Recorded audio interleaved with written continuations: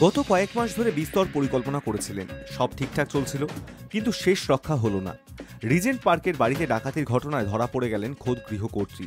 সঙ্গে ওই বধূর এক আত্মীয়কেও গ্রেপ্তার করেছে পুলিশ। বুধবার ধৃতদের আদালতে হাজির করানো হবে। বাড়িতে ডাকাতির অভিযোগে পুলিশের দ্বারস্থ হয়েছিলেন রিজেন্ট পার্কের বাসিন্দা সোনালী বিশ্বাস। অভিযোগকারীর দাবি ছিল সোমবার রাতে তার ঘর থেকে সোনার গয়না লুট হয়েছে, কিন্তু তদন্তে নেমে পুলিশ জানতে পারে অনেকদিন আগেই সোনার গয়নাগুলি বিক্রি করে দিয়েছে সোনালী। এরপরেই শুরু হয় জল্পনা। তবে কি লুটের ঘটনা সাজানো? মঙ্গলবার সকালে ওই মহিলাকে আটক করে দফায় দফায় জিজ্ঞাসাবাদ করেন তদন্তকারীরা। এরপরেই তাদের সন্দেহ হয় চুরি ঢাকতেই সাজানো হয়েছে ডাকাতির ঘটনা।